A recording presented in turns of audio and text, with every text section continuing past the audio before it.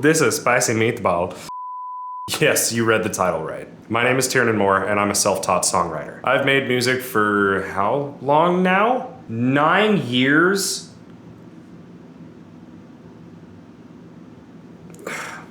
I'm getting ahead of myself. So I was 14 in high school. Freshman year, that's when I started songwriting. Back then, I wrote songs on my iPhone with GarageBand, writing shitty guitar riffs, writing shitty songs, making up drum beats on a poorly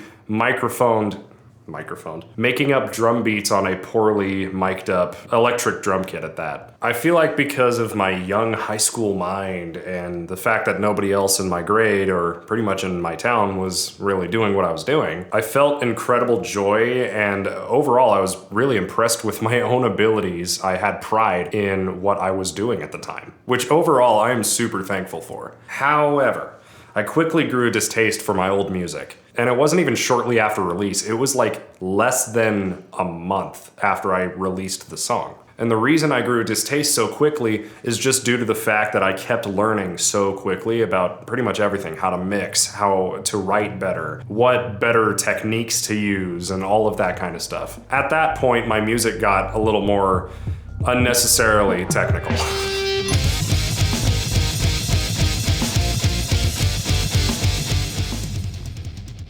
So this turned into my motivation. At that point, I would challenge myself to write technically more complicated guitar riffs and more syncopated drum parts and that kind of stuff. This turned into an itch that I constantly wanted to scratch. I kept writing songs at that point that I really just wanted to scratch all of these itches. I wanted to try out new instruments, new techniques. I wanted to do a lot of this stuff. And at the time, I was very academically charged. So much so to where it snowballed into the point where I wrote and performed a whole percussion ensemble piece in my high school senior year. This piece was entitled Glass Lotus.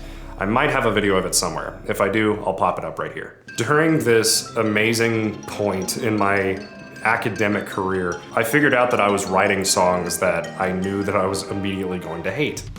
Yo, put me in the cellophane and catastrophe when you took everything that belonged to me. Throughout my entire high school career, and honestly some of my college career, I knew that I was writing music that sounded sonically, objectively bad. So that being said, why did I keep writing? I noticed that the difference in sound quality that would change every single month was something that I really wanted to chase. It was like a drug. I just wanted to figure out ways where I could sonically sound better. Because honestly, I knew that that was the problem.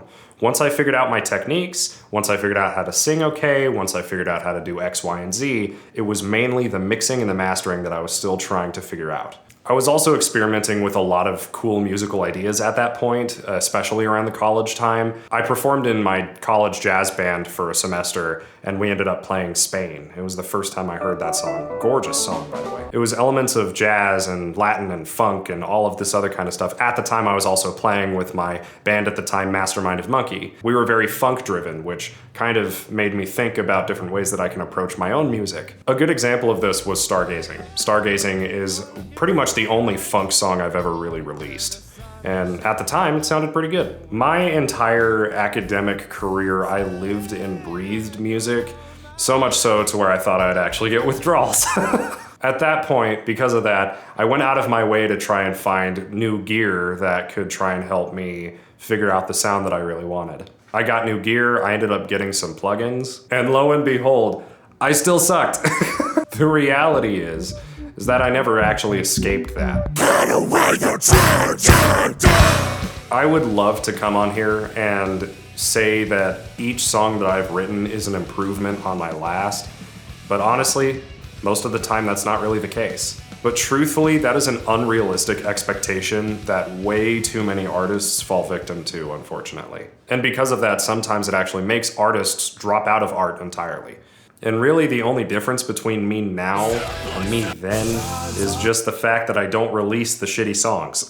But of course, back then, I thought it was okay to release shitty songs. And to be honest, it absolutely was. That was one of the best ways that I can learn about releasing songs. Learn that that's kind of what it takes to be a good musician. Know that you're making good art. And although to me, the songs that hurt the most are the ones that have potential but still suck. So a good example of this is off of my Ricochet album, The Best Man. That song has a really good idea, and sonically, for the most part, sounds okay. It's not bad. The performance on the vocals were kind of dog shit, though. There's a bunch of stuff about that song that kind of sounds objectively bad. However, that was one of the songs off of that entire album, if I'm being honest with you, had potential. And that's what hurts the most. And speaking of Ricochet, that album, if I'm being honest with you, was kind of just an amalgamation of turds. There was like maybe 1 or 2 good songs, maybe 3 good songs off of that entire album. The reason why I posted it was because I just wanted to have an album under my name, no matter how many songs it took, and no matter how little work it took. Not to say I didn't work hard, because I worked hard. I just sucked. Long story short, I fell into the trap of writing quantity over quality. And even after Ricochet, there were still a few songs out there that only mostly sounded good. Like, they also still had potential. And even then, I didn't mix them to nearly the extent that they should have been mixed to. The songs that I'm talking about at this point, though, is Bound by Blood.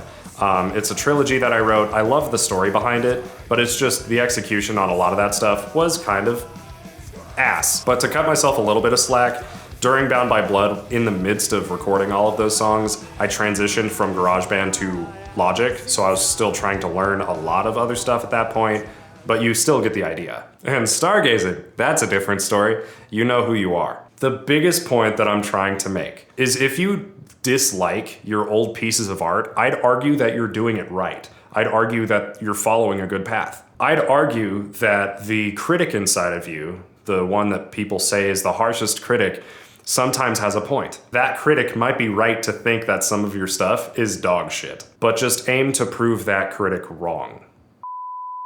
That being said, I just got chills. Wow, okay. That being said, I am announcing to the few people who listen to these songs anyway, I will be deleting some of my old songs off of streaming platforms. There's the chills again. Everything from Shimmer to Bound by Blood is going to be axed off of streaming services. That is 27 songs from 2020 to 2022. I'm aiming to have these songs off of streaming services by the end of October 2024. And I've already tested the delete button on my song Destiny's Veil, and the button works. Oh, and those songs that I will be axing off of streaming services, that's not to say that they're going anywhere on YouTube.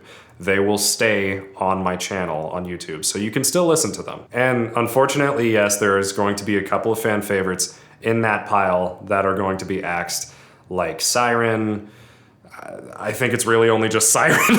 But those songs will be reborn into something new. Woo. I'm going to be reproducing them and re-releasing them. But I might need your help with some of that. If you have any songs of mine that you personally enjoyed, let me know, and I will see if I can re-record them. And lastly, I have plans to set all of these reproduced, new and improved versions of these songs in an EP or an album, depending on how many songs there are. And I'm going to be entitling it Roots. So that's it. I hate my old music. And I didn't come up with an outro, so I'm just gonna